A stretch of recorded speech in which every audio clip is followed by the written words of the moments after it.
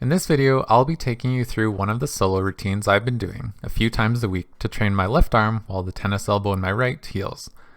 This is a great routine for those of you who want to improve your squash basics, mainly the forehand and backhand drive with some coordination drills thrown in.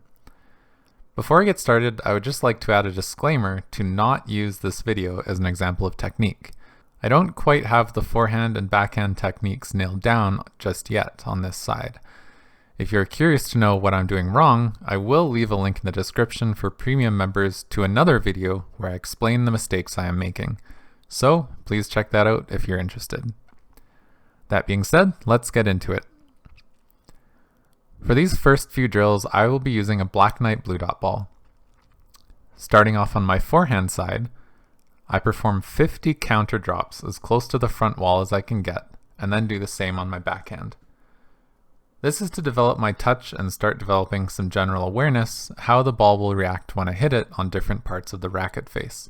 Sometimes the ball will be tight to the wall and I need to hit it close to the top of the frame, and other times I can hit near the middle of the racket to see how the counter drop feels when I hit the sweet spot.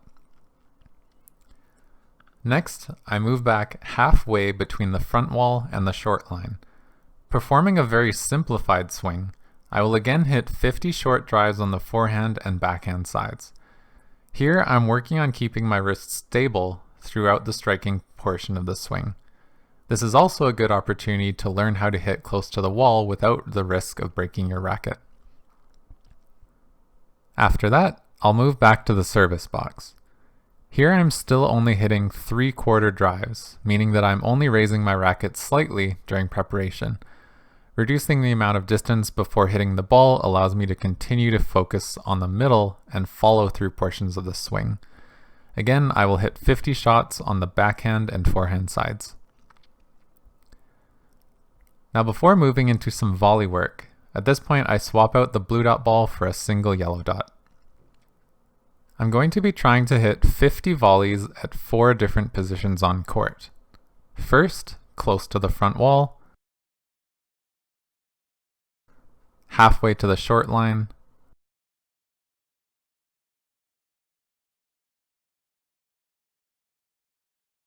just in front of the short line,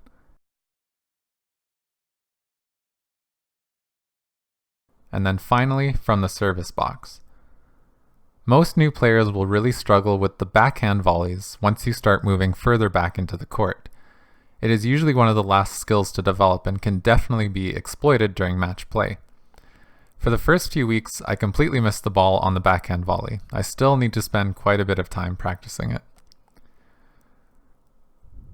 Once the straight volley work is done, I stand in front of the sidewall on the other side of a service box and then try and hit 120 alternating volleys in a row. If I miss one, I go back to 0 again.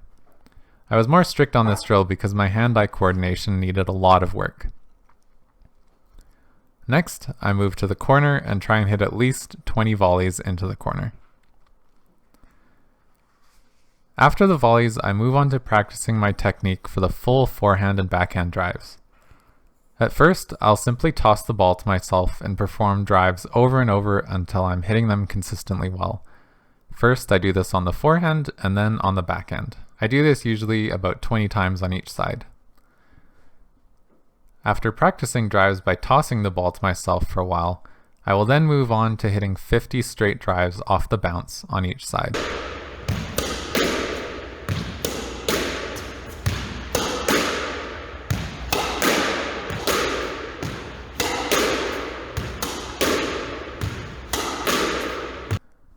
And last but not least, I try and wrap up this session by performing as many side-to-side shots as I can.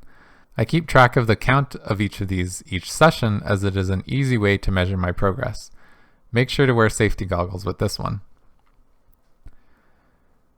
In the premium video that I've linked in the description below, I'll also go through one other drill that I really like to do that I've used to help develop power in my shot and some hand-eye coordination on my volley.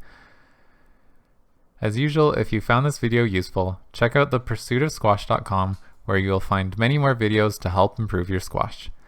As I mentioned earlier, if you are a premium member of the Pursuit of Squash, check out the video in the description where I discuss some of the flaws in my technique in this same video.